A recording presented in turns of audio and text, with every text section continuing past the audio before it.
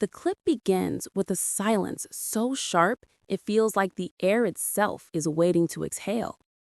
Judge Paul L. Friedman leans forward, his voice low but unshakably firm, and says the words nobody expected to hear inside a chamber known more for tension than tenderness. He is proud of Jasmine Crockett's professional growth, not impressed, not satisfied, proud. The kind of word Washington rarely uses without calculation, but this moment isn't calculated at all. It's human, warm, and disarming in a room built on power. The camera catches Crockett's eyes widening for a split second, just enough to reveal the truth behind her armor. She isn't shocked because she doubts her own abilities. She's shocked because praise in these halls usually comes wrapped in barbs, bargains, or backhanded compliments. But this is pure recognition, and in that heartbeat of sincerity, something unexpected breaks loose. Social media detonates. Clips splinter across timelines. Comment sections ignite with disbelief and admiration. People are texting friends asking, "Did a federal judge really just say that?" It spreads faster than outrage, faster than scandal, because it feels like justice in miniature. The right person being seen for who they are, not who others have tried to paint them as.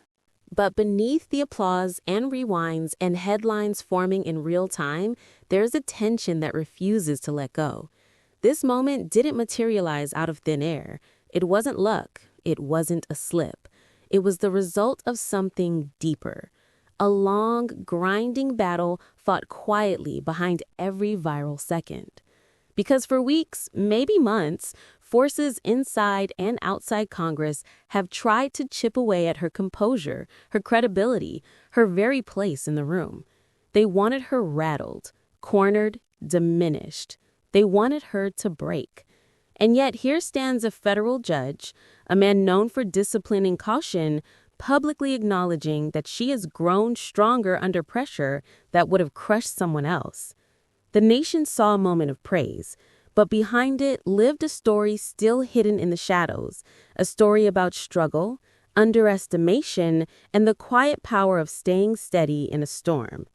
And as the clip continues to spread, another question rises with it, tightening like a drum roll beneath the noise. What exactly happened that made this moment not just rare, but inevitable? The clip may have shocked the internet, but to understand why it struck so deeply, you have to step back into the atmosphere that shaped it. In the weeks leading up to Judge Friedman's unexpected moment of mentorship, Washington had been simmering with the kind of political hostility that doesn't just target ideas. It targets the people brave enough to voice them. Jasmine Crockett had become one of those people, standing at the crossroads of scrutiny and expectation, where every word she spoke was dissected, twisted, and fed back into a media machine hungry for conflict. Hearings turned into battlegrounds.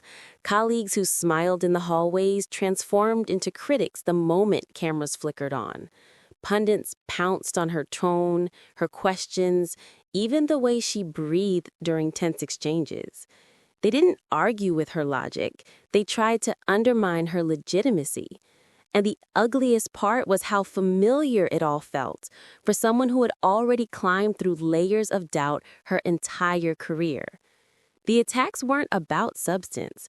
They were about diminishing her place in the room. Every time she pushed back with clarity, they accused her of being too passionate.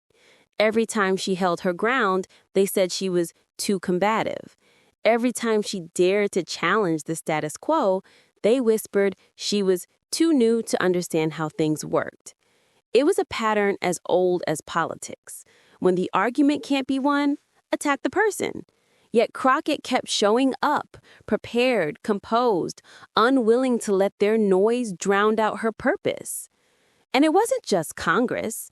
Online commentary swelled with trolls who seemed almost coordinated in their mission to drag her down. They dissected her past, mocked her advocacy work, and painted her as reckless or unprofessional. None of it matched reality, but that never mattered. What mattered was the narrative her detractors wanted to build, that she wasn't ready, wasn't seasoned, wasn't worthy of the platform she had fought her way into. But here's the quiet truth her critics never understood. Pressure didn't make her crack. It made her sharper. With every attack, every hearing engineered to throw her off balance, she was refining her focus. In private, she studied harder. In public, she listened more intently. She learned the rhythms of the room, the cadence of its chaos, the traps woven into seemingly innocent questions. They thought they were weakening her, but they were hardening her into someone even they wouldn't be able to dismiss. And that's exactly why Judge Friedman's words exploded across the nation. Because recognition from someone who has nothing to gain, no political agenda, no tribal loyalty, no incentive to flatter, lands differently. It slices through the noise. It exposes the truth the attacks were trying to bury. It forces the country to pause and reconsider who has actually been carrying themselves with professionalism all along. But if this moment felt like a breakthrough, it was only the surface. Because behind the praise lay a deeper shift, one even her harshest critics couldn't stop.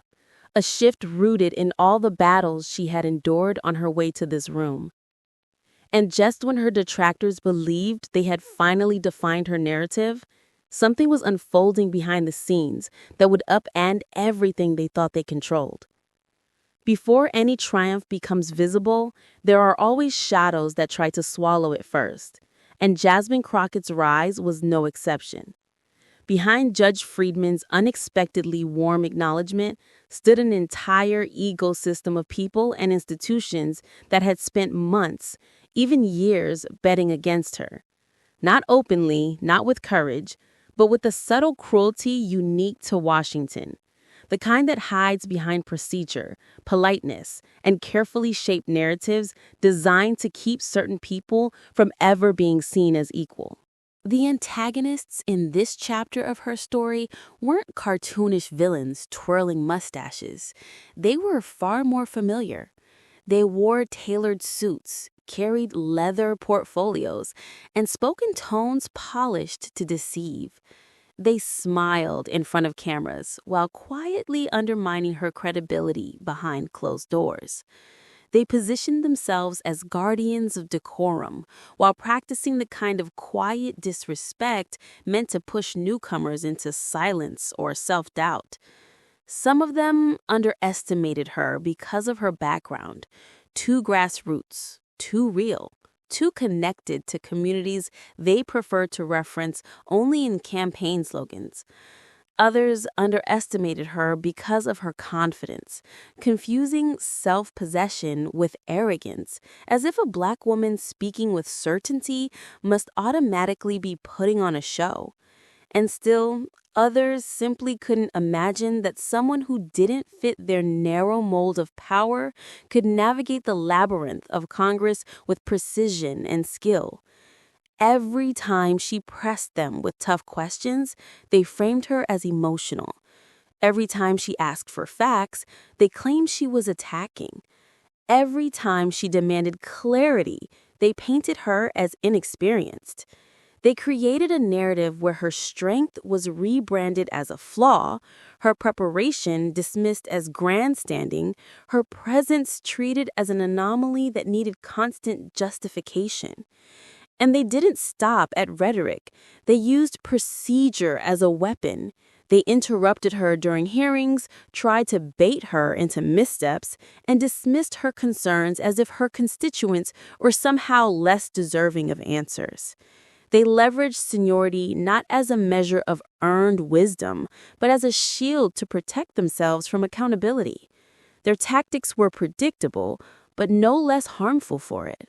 The media machinery joined in, as it often does.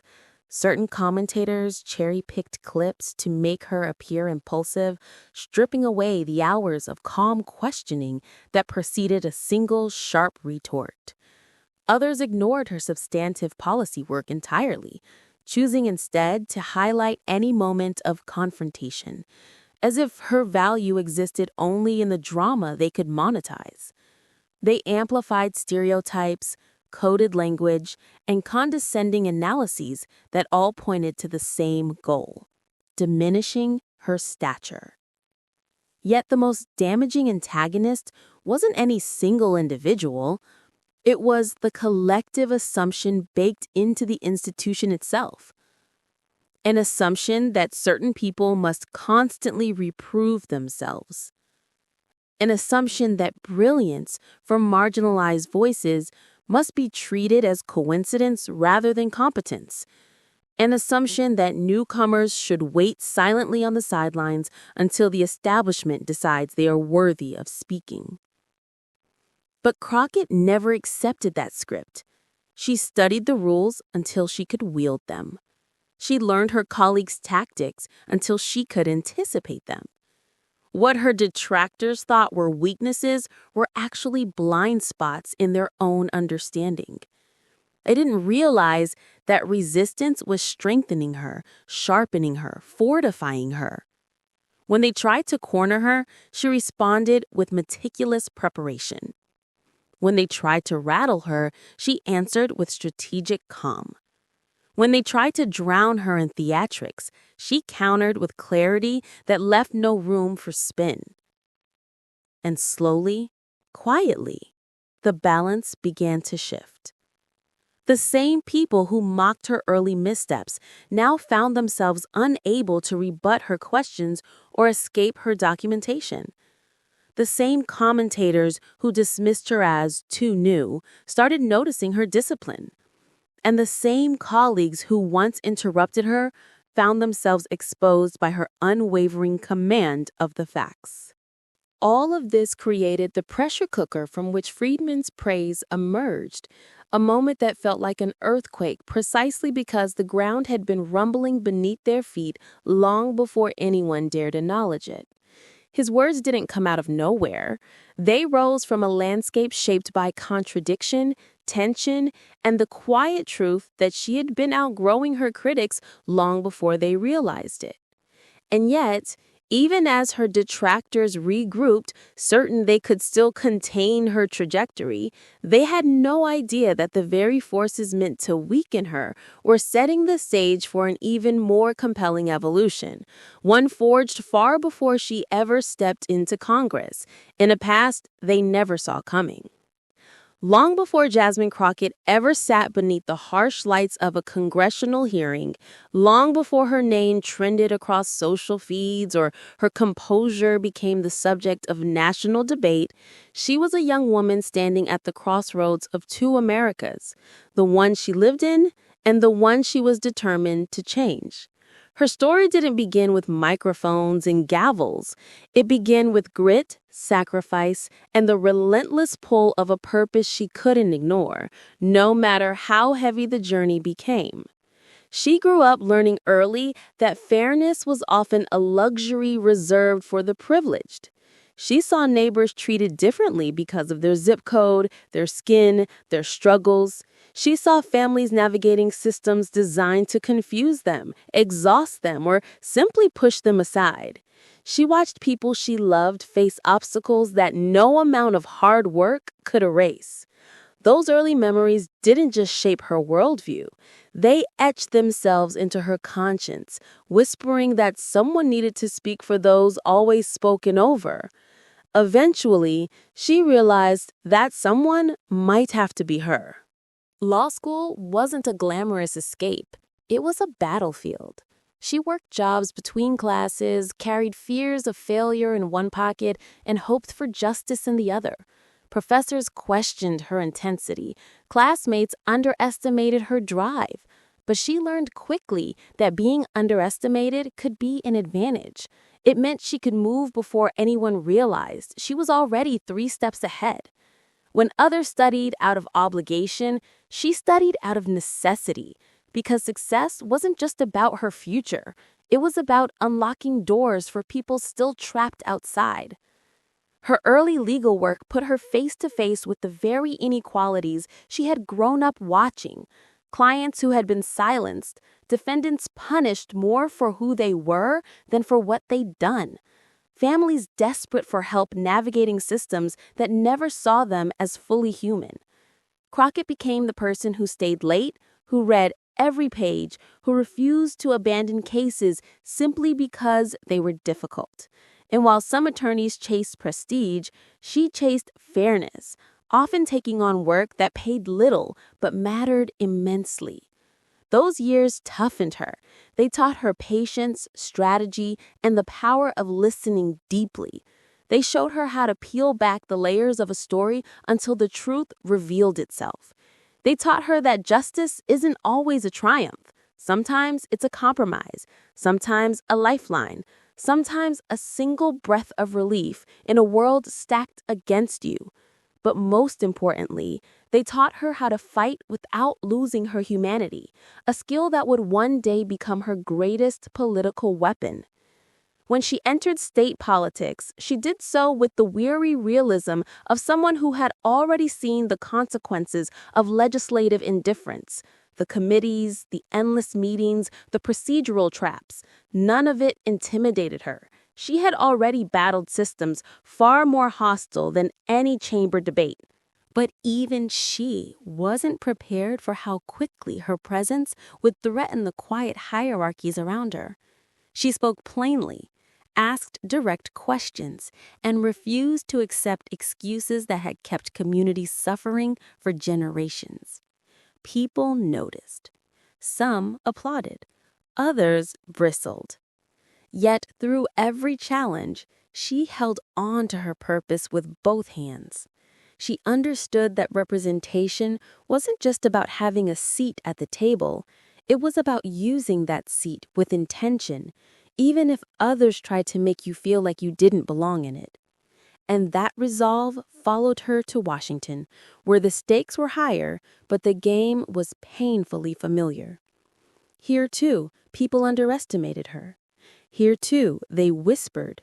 Here, too, they tried to box her into a role she refused to play. What her critics didn't know was that she had already walked through fire. She had already learned the cost of courage. She had already built a backbone strong enough to withstand whatever they threw her way. Every courtroom she stood in, every client she defended, every unjust policy she pushed back against, all of it was training. All of it was preparation. All of it was groundwork for the moment she would sit across from powerful people and confront them with calm, informed conviction that made them shift uncomfortably in their seats. By the time she entered Congress, she wasn't trying to become someone new. She was simply becoming more of who she had always been. And that authenticity, that refusal to perform or soften herself to soothe egos, made her stand out. Even in her missteps, there was honesty. Even in her struggles, there was growth. And as she faced increasingly coordinated attempts to undermine her, she drew strength from the years when no one was watching, when she fought battles no cameras ever recorded. So when Judge Friedman looked at her and saw professionalism forged under pressure, he wasn't witnessing a sudden transformation. He was recognizing a journey that had started long before she ever stepped into his courtroom. He was acknowledging the arc of someone who had been underestimated every step of the way, and yet kept rising, kept learning, kept sharpening her voice until it became impossible to ignore. And everything she had endured, every lesson absorbed, every setback navigated, every victory earned, was building toward a moment she didn't even know was coming. A moment that would take her story from resilience to revelation. A moment that was already forming in the room ahead, waiting for her to step into it. And as Friedman continued, each word felt deliberate, almost ceremonial, like he understood he was naming a transformation the nation had only begun to witness. Crockett stood anchored behind the podium, her pulse steadying, her breath deepening, as if she were absorbing the weight of a legacy she hadn't realized she was already shaping. Even her critics paused, surprised to find themselves listening rather than plotting their next interruption. Something had shifted. They could all feel it. Friedman spoke of her clarity, her precision, her refusal to let political chaos drag her into the undertow that swallowed so many promising voices. He described the rare skill of turning conflict into purpose, not by softening her stance, but by sharpening her narrative. Crockett realized he wasn't offering polite praise, he was declaring her evolution in real time, framing her ascent not as an accident of circumstance, but as a consequence of preparation, conviction, and truth.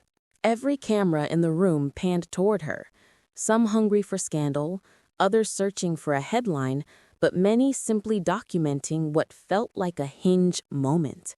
Her supporters leaned in, sensing a spark of reassurance that the fight they believed in had a champion who wasn't wavering, who wasn't apologizing for her presence, her identity, or her fire. For them, Crockett wasn't just standing taller, she was rising for all the people who had ever been told to shrink. Then Friedman's tone shifted, not softer, but deeper, carrying the weight of mentorship that is earned, not granted. He spoke of how leaders must grow not only in power, but in wisdom, how the greatest voices are the ones that learn when to pierce and when to illuminate. He hinted that Crockett was entering that rare territory where a politician becomes more than a fighter. She becomes a force that recalibrates the entire conversation. Crockett felt her throat tighten, not with vulnerability, but with the gravity of being seen so clearly. Her critics exchanged uneasy glances. They had built strategies around undermining her, misreading her confidence as volatility, mistaking her intensity for lack of control. Friedman had just dismantled that narrative on a national stage. Now, attacking her professionalism would look petty. Dismissing her influence would seem delusional. A door had closed for them. A new one had opened for her, and no one could pretend they didn't see it. Crockett inhaled slowly, steadying herself as the implications washed over her. She pictured her community, the families who told her that her voice carried theirs, the immigrants who whispered that her courage reminded them of the dreams they fought for, the young activists who watched her every move for proof that the system could be pushed from within. She felt the weight of representing those who rarely receive the luxury of patience, forgiveness, or second chances. But today, Friedman had given her something precious: validation without condition. And through it all, Crockett kept her expression measured, refusing to perform gratitude she didn't need to perform. Her composure was its own message, that she belonged here not because someone endorsed her, but because she earned every inch of ground she stood on. The room seemed to breathe with her, the air thick with the understanding that something irreversible was taking place, something that couldn't be undone by spin or sound bites. Slowly, deliberately, Friedman concluded, reminding everyone that leadership wasn't just a title, but a journey marked by moments where character becomes visible. Crockett felt the resonance of his words settling into the quiet that followed. She understood now that her fight was no longer just about surviving the political arena. It was about shaping it, redefining it, and forcing those who underestimated her to recalibrate or be left behind. Now the room felt charged with something sharper than admiration. Lawmakers sensed the shift, leaning forward as if witnessing the rise of a figure who could not be ignored. Crockett steadied herself, aware that growth brought its own battles, yet she felt an unmistakable pull toward the next challenge, as if destiny were tapping her shoulder, urging her to step fully into the light waiting beyond the chamber doors. The room had been tense for hours, a slow burn of clipped exchanges and careful posturing, each participant measuring every word, every gesture. But then came a pause. Judge Paul L. Friedman, who had listened quietly throughout, lifted his gaze from his notes. He didn't speak immediately. Instead, he let the silence stretch, letting it fill the chamber like a held breath that seemed to suspend time itself. Every eye turned toward him, every camera leaned in, every journalist poised to catch the next soundbite. The ordinary rhythm of political theater was about to fracture. He looked directly at Jasmine Crockett, and in that gaze there was no pretense, no strategy, no need to weigh optics. It was the clarity of someone who had seen the work behind the presence, the late nights, the relentless preparation, the courage under fire. His eyes held acknowledgement, the kind that carries decades of experience and the quiet authority of truth. Crockett felt it immediately. There was a moment, just a fraction of a second, where she understood that she was being truly seen, not evaluated or dissected, but seen. And in that recognition, something powerful began to shift inside her. Then his voice arrived, calm, measured, deliberate. Not loud, not performative, not orchestrated for applause or social media traction. Each word carried weight, the kind of weight that lands quietly but reverberates endlessly. "Representative Crockett," he began, "your professionalism, your discipline, and the growth you have demonstrated in this chamber are undeniable. You have conducted yourself with integrity under pressures that would unsettle even the most seasoned." The room went silent. The usual hum of political tension dissolved into something sharper, more intense. It wasn't just the words, it was the authority behind them, the unexpectedness of them, the impossibility of ignoring them. People who had been poised to interrupt or interject froze mid-thought. Some shifted uncomfortably in their seats, realizing that the narrative they had been crafting, one of underestimation, subtle dismissal, or outright mockery, had just been upended by a voice none of them could contest. The villain forces, the doubters who had spent months trying to paint Crockett as inexperienced or unfit, suddenly found themselves caught off guard, their own power diminished in the face of undeniable validation. Crockett's heart, which had been steady, skipped a beat, not from fear, but from the weight of recognition. Years of preparation, years of challenges, moments of doubt and perseverance, all coalesced in this instant. She inhaled slowly, allowing herself a fleeting awareness of the ripple she had created, simply by existing authentically and refusing to bend under scrutiny. The room held its breath with her. Cameras captured the subtle widening of her eyes, the faint lift of her chin, the stillness in her hands. All gestures unspoken, yet deeply understood by those paying attention. Outside, the audience on social media was beginning to sense what was happening, though they hadn't yet seen the full scope. Clips of the exchange would explode in minutes. But in that room, the effect was immediate.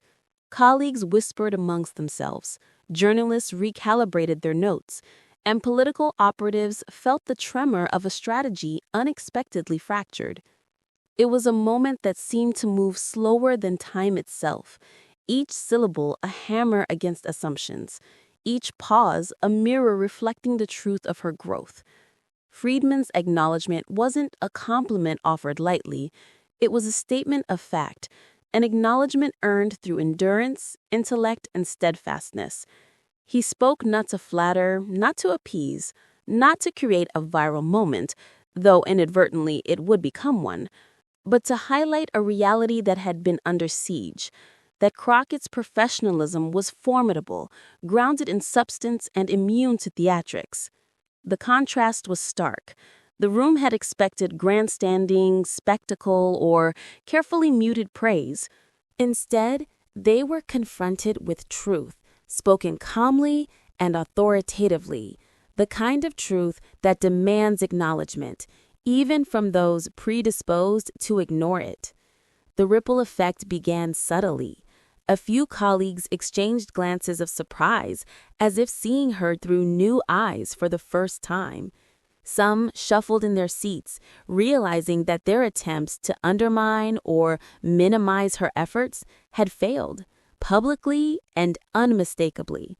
Even those who had intended to critique her performance found themselves recalibrating mid-thought, confronted with an authority they couldn't dismiss. The silence was heavy, yet electric, charged with the unspoken understanding that something irreversible had just occurred. Crockett remained still, grounded. She felt the tension around her, the barely contained astonishment of observers, and yet she held herself with the quiet dignity that had carried her through every other challenge. Inside, a swell of vindication mixed with humility. This wasn't about ego. It was about recognition of labor, of growth, of mastery under pressure. She felt, in that instant, the culmination of years of struggle crystallize into a single, undeniable truth. She had arrived on her own terms, and the world was taking notice. Slowly, Friedman's gaze softened, but it didn't lose its authority. He paused again, allowing the room to absorb the weight of his words, the truth of his acknowledgement. He had given her more than praise. He had reframed the conversation, shifted the energy, and disrupted the narratives crafted by those who underestimated her. The moment wasn't just personal, it was structural, signaling to anyone who watched that competence and integrity could not be silenced, diminished, or misrepresented without consequence. And then, almost imperceptibly, the first stirrings of applause began, a ripple that started quietly among those who had supported her all along, growing gradually as if the room itself were rising to honor not just her presence, but the courage and perseverance it represented. Eyes met, nods were exchanged, and the subtle recognition of a milestone moment spread through the chamber like a pulse, measured yet undeniable. And yet, as powerful as the scene was in that room, the real resonance was yet to be felt. Beyond the walls, beyond the cameras, beyond the immediate astonishment of colleagues and critics alike, the moment had only begun to ignite. The clip would travel, transform, and reverberate across networks, timelines, and living rooms across the nation. And when it did, the explosion it would cause would far surpass even the quiet shock waves that rippled through that chamber in real time. But outside that room, the real explosion was just beginning. Within minutes, the clip began its relentless journey across the digital landscape. Social media feeds lit up like a city skyline at night, every platform ablaze with footage of Judge Friedman's measured praise. Viewers replayed the moment again and again, capturing not just the words, but the weight, the pause, the intensity that made it feel almost cinematic. Short clips became viral snippets, shared with captions dripping with disbelief, admiration, and validation. "A federal judge just said that," one post read. "Finally, someone acknowledges professionalism over theatrics." The words trended almost as quickly as the faces of those in the room, creating a new rhythm in the cultural conversation. Hashtags multiplied like wildfire. Hashtag mentor moment. Hashtag Jasmine Crockett. Hashtag professionalism over politics. Each hashtag carried a collective sigh of relief, a cathartic exhalation for audiences tired of performative outrage dominating discourse. Fans who had followed Crockett's journey from attorney to Congresswoman felt seen, their pride amplified by the knowledge that someone of Friedman's stature recognized what they had long admired. Memes emerged, not mocking or trivializing, but celebrating the rare combination of poise, intelligence, and integrity that Crockett embodied. Digital artists, commentators, and everyday users alike contributed to a growing tapestry of respect and recognition. Influencers and public figures joined the conversation. Lawyers, former clerks, and legal scholars dissected the moment, explaining to audiences why a federal judge's public acknowledgement in such a charged political environment was nearly unprecedented. This is a statement about authority and recognition, one legal analyst wrote. It's rare for someone in Friedman's position to break protocol in favor of openly validating a rising political figure. It shifts perceptions instantly. These interpretations spread through news aggregators and social media algorithms, creating waves of legitimacy and attention that even critics couldn't ignore. Everywhere, the reactions carried layers of emotion, astonishment, approval, envy, and inspiration. Viewers from diverse backgrounds saw in Crockett a reflection of their own struggle, their own perseverance, and their own hope that merit and discipline could be recognized over entitlement and performance. Immigrants, activists, young professionals, and underrepresented communities shared clips with messages of validation. This is why we keep fighting. She shows us how to stand strong. Finally, dignity wins. The viral moment transcended political divides in its core lesson, resonating on a human level that no policy debate could replicate. In parallel, politicians and commentators began to weigh in, many reluctantly, acknowledging Crockett's impact. Even those who had once tried to minimize her work found themselves confronted with the undeniable reality of her competence. Some conceded publicly that underestimating her was a miscalculation, while others carefully adjusted their commentary, careful not to appear dismissive in a moment already cemented in public memory. The ripple effect extended beyond applause. It was a recalibration of reputation and respect across multiple spheres of influence. News outlets highlighted the mentor moment as more than a viral clip. Analysts framed it as a cultural touchstone, emphasizing the symbolic significance of recognition from a figure of Friedman's stature. Editorials praised Crockett's discipline and composure, contrasting it with the spectacle-driven behavior that often dominates political theater. This validation, in turn, encouraged other public figures and everyday citizens to celebrate professionalism and integrity, creating a feedback loop of recognition that amplified the impact of the original moment. The moment became a shared experience, bridging online and offline spaces. Living rooms, classrooms, and offices echoed the sentiment expressed online. Families watched the clip together, debating its meaning, marveling at the calm authority Crockett displayed. Young activists, inspired by her example, posted reflections and personal stories, creating threads of solidarity that extended across states and communities. The narrative wasn't just viral. It was communal, a unifying pulse in a fragmented political climate. Even more subtle, yet no less powerful, was the quiet validation experienced by those who had doubted the system's ability to reward genuine competence. Observers who had grown cynical about public institutions found themselves briefly restored, reminded that excellence and integrity could indeed be recognized, that public acknowledgement didn't have to be performative or politically calculated. The moment reframed expectations of leadership and mentorship, signaling that truth and professionalism could hold sway, even in environments built on spectacle. Yet amid the cheers, retweets, and praise, an underlying current remained, something that social media metrics couldn't fully capture. It wasn't just about recognition or viral momentum. It was about why this moment mattered and the deeper forces that had shaped it.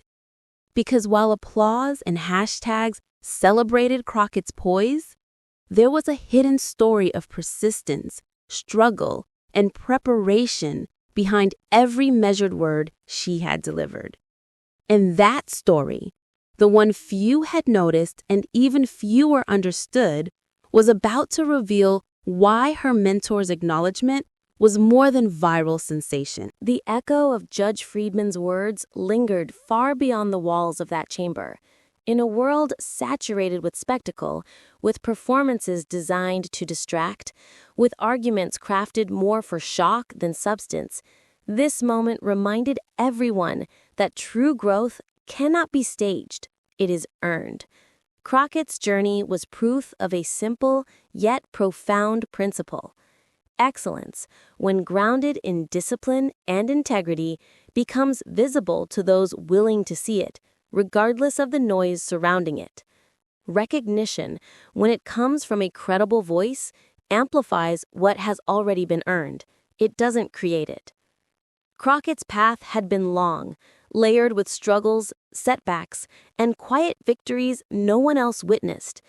Each hearing she mastered, every case she argued, every late night spent preparing and learning had contributed to a competence so unmistakable that it demanded acknowledgement.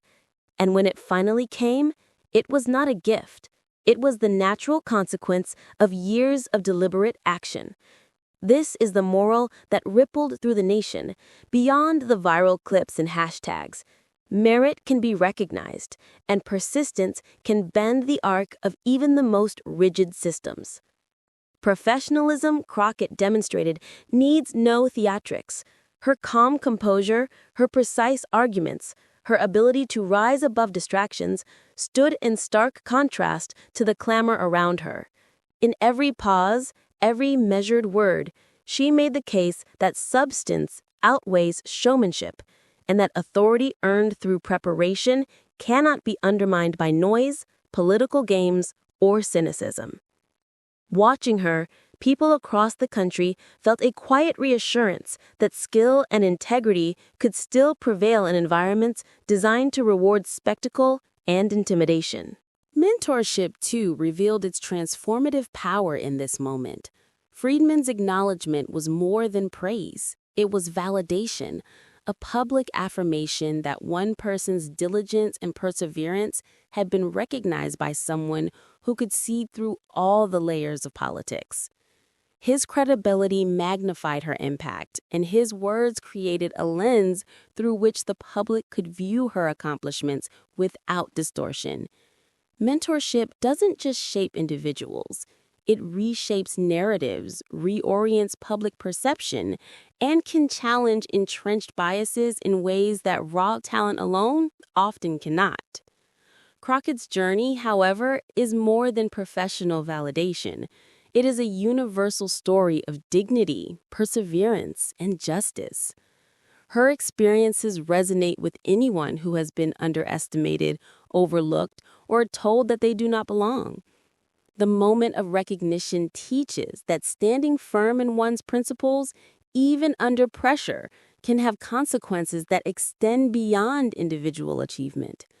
It inspires observers to see their own struggles not as deterrence, but as preparation, as training for moments when the world finally takes notice. For the audience, this is a call to believe in the power of their own journeys. The clip's virality is not the lesson. The lesson is that consistent effort, grounded in integrity and courage, accumulates into undeniable strength. It is a reassurance that growth is cumulative, that perseverance under scrutiny creates legitimacy, and that recognition is often the consequence of invisible labor, not instantaneous fortune. Crockett's story encourages viewers to trust their preparation, embrace their struggles, and understand that validation, when it arrives, will feel inevitable because it is the natural result of earned mastery. And finally, this moment is a reminder that excellence is contagious. Seeing Crockett's steadfastness inspires others to pursue their own paths with rigor and dignity. It reshapes expectations, creating a standard of professionalism and integrity that challenges the spectacle-driven norms of the day. It encourages mentorship, modeling, and recognition as tools for societal change. It shows that leadership is not just about holding office, but about carrying oneself with a consistency and purpose that transcends criticism, noise, and the fleeting trends of public opinion. And so, the viral clip, the applause, the trending hashtags, they are all signs pointing toward a deeper truth, that growth, discipline, and moral clarity have consequences beyond the individual. They shape culture, shift narratives, and offer a blueprint for how society can recognize merit over performance, substance over spectacle, and truth over theatrics. And that's why this moment wasn't just viral, it was a blueprint. The story comes full circle, and the image of Judge Friedman looking directly at Jasmine Crockett lingers in our minds. A moment that wasn't scripted, a moment that wasn't performative, yet a moment that changed the conversation. What started as a quiet acknowledgement in a tense chamber became a wave of inspiration felt across the nation, proving that true professionalism and growth cannot be silenced or overlooked. It reminds us all that standing firm, cultivating discipline, and carrying yourself with integrity can create ripples far beyond what we ever imagine. This is more than a viral clip. It is a lesson, a marker of what it looks like when excellence meets recognition, when courage meets mentorship, and when persistence meets opportunity. It is a call to value substance over spectacle, to uplift voices that are often underestimated, and to celebrate the quiet victories that build lasting impact.